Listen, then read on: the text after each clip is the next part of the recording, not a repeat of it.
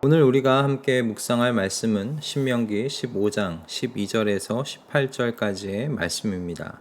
신명기 15장 12절에서 18절까지의 말씀입니다. 당신들 동족 히브리 사람이 남자든지 여자든지 당신들에게 팔려와서 6해 동안 당신들을 섬겼거든 7째 해에는 그에게 자유를 주어서 내보내십시오. 자유를 주어서 내보낼 때에 빈손으로 내보내서는 안 됩니다. 당신들은 주 당신들의 하나님으로부터 복을 받은 대로 당신들의 양떼와 타작 마당에서 거둔 것과 포도주 틀에서 짜낸 것을 그에게 넉넉하게 주어서 내보내야 합니다. 당신들이 이집트 땅에서 종살이한 것과 주 당신들의 하나님이 당신들을 거기에서 구속하여 주신 것을 생각하십시오. 그러므로 내가 오늘 이러한 것을 당신들에게 명하는 것입니다. 그러나 그 종이 당신들과 당신들의 가족을 사랑하고 당신들과 함께 있는 것을 좋아하여 나는 이 집을 떠나지 않겠습니다 하고 당신들에게 말하거든 당신들은 그의 귀를 문에 대고 송곳으로 그 귓볼을 뚫으십시오. 그러면 그는 영원히 당신들의 종이 될 것입니다. 여정도 그렇게 하십시오. 남녀 종에게 자유를 주어서 내보내는 것을 언짢게 생각하지 마십시오. 그들은 6해 동안 품팔이꾼이 받을 품삯의 2배는 될 만큼 당신들을 섬겼습니다. 그렇게 내보내야만 주 당신들의 하나님이 당신들이 하는 모든 일에 복을 내려 주실 것입니다. 아멘. 오늘 본문의 내용은 안식년의 해에 종들이 받게 될 자유와 관련된 규례입니다. 이 규례는 출애굽기 21장에서 하나님께서 시내산 아래에서 선포하신 규례입니다. 그 내용은 며칠 년째 되는 해에 히브리 사람 중에 종이 된 사람들은 자유를 얻을 수 있다라는 내용인데요. 그런데 오늘 본문에는 출애굽기에 없는 조항이 포함되어 있습니다. 바로 빈손으로 내보내서는 안 된다라는 조항입니다. 모세는 며칠 년째가 되는 해에 온 이스라엘에 종살이하는 유대인들에게 자유가 선포되는데 이때 이들은 주인에게서 넉넉하게 받아 나가야 한다고 말합니다. 그런데 왜 꿔주는 것도 아니고 아무런 대가도 없이 넉넉히 주어 보내야만 했을까요? 그것은 이들이 빈손으로 나가게 된다면 얼마 지나지 않아 다시 빚을 얻을 수밖에 없는 상황에 놓이게 되기 때문입니다. 희년이 얼마 남지 않았다면 버텨보기라도 하겠지만 그러지 않을 경우 이들은 다시 빚을 질 수밖에 없었을 것이고 부채를 갚을 수 없는 상황이 되면 다시 종살이를 하게 되는 악순환의 삶을 살게 될 것이 분명했기 때문입니다. 때문에 빈손으로 자유하게 된다는 건 이들에게 절대 기쁜 소식이 될 수 없었습니다. 하나님께서는 이스라엘 백성에게 약속하신 땅에 가난한 사람이 없게 하라는 분명한 비전을 제시하셨죠. 물론 사람들 안에 있는 탐욕과 이기심을 아시기에 약속한 땅에 가난한 사람이 없어지지는 않겠지만 이라는 말씀도 하셨습니다. 하지만 하나님의 본심은 하나님께서 약속하신 이 땅에 아무도 가난 때문에 자유를 잃고 종살이를 하는 일이 일어나지 않기를 바라시는 마음이셨습니다. 하나님께서는 이스라엘 백성이 이처럼 며칠 년 끝에 종들의 손에 넉넉하게 쥐어주며 자유를 주어야 하는 신학적인 근거를 출애굽 사건으로 제시하십니다. 하나님께서는 이집트에서 430년간 종살이하던 이스라엘을 구원하셨습니다. 그들은 이집트에서 나와 자유민이 되었죠. 그런데 이집트에서 이스라엘이 나올 때 하나님께서는 이스라엘이 빈손으로 나오도록 하지 않으셨습니다. 이스라엘은 하나님의 은혜로 인해 이집트인에게서 풍족하게 받아 나올 수 있었죠. 그러니 종을 집에서 내보낼 때 빈손으로 내보내지 말라고 하십니다. 사실 그들이 가지고 있는 모든 것들이 다 주님의 은혜로 받은 것들이 아닙니까?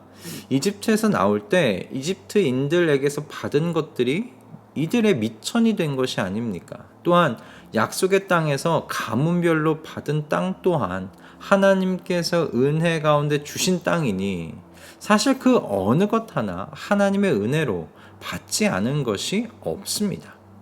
하지만 사람의 탐욕과 이기심은 하나님께 받은 이 은혜를 그들의 기억 속에서 지워버렸습니다. 예레미야 34장 8절과 16절의 말씀을 보면 유다 왕 중에 시드기야 시대에 유대 땅 안에 있는 유대인 종들에게 자유를 줄 것을 선포한 일이 있었습니다.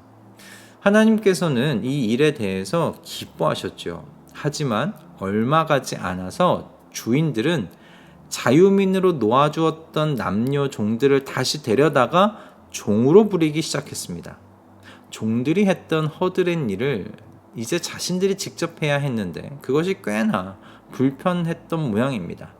그래서 이 주인들은 다시 자신들의 풍요와 편의를 위해 자유민이 된 그들을 다시 데려다 종살이하게 만들었습니다.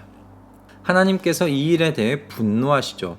하나님께서는 예레미야를 통해 그들의 조상이 자신의 말을 듣지도 않았고 귀를 기울이지도 않았다고 말씀하시면서 그래서 이제 유대에게 자유를 선포하겠다고 말씀하십니다. 도대체 어떤 자유인가?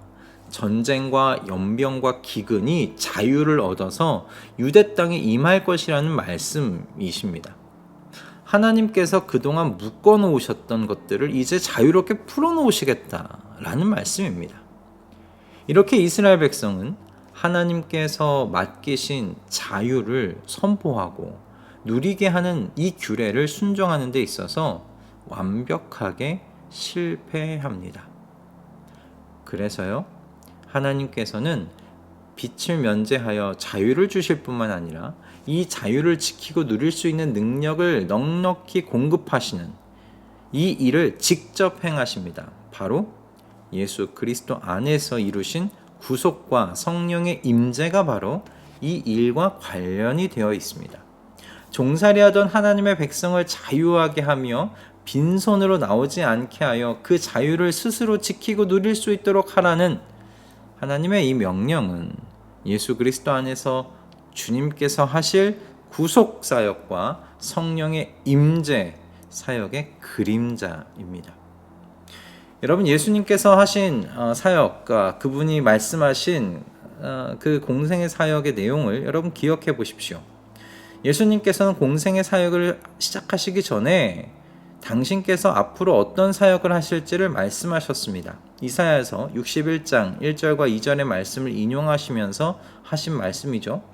주님의 영이 내게 내리셨다. 주님께서 내게 기름을 부으셔서 가난한 사람에게 기쁜 소식을 전하게 하셨다. 주님께서 나를 보내셔서 포로된 사람들에게 해방을 선포하고 눈먼 사람들에게 눈뜸을 선포하고 억눌린 사람들을 풀어주고 주님의 은혜의 해를 선포하게 하셨다. 예수님의 사역은 죄에 포로된 사람들에게 해방을 선포하시는 일이었습니다. 자유하게 하시는 일이죠. 그런데요, 예수님께서 저와 여러분을 그렇게 텅 빈 채 자유토록 하지 않으셨어요. 빈손으로 자유민이 되게 하지 않으셨다는 말씀입니다. 예수님께서는요, 저와 여러분에게 보혜사 성령님을 약속해 주셨을 뿐만 아니라 그 약속을 이루셨지요. 이제 모든 그리스도인들은요, 죄, 폭력과 포로된 것에서 자유하게 된 자유민일 뿐만 아니라 하나님의 영을 받아 그 자유를 지키고 누릴 수 있는 능력 가진 사람, 그렇게 부요하게 된 사람들이 바로 그리스도인인 줄로 믿습니다.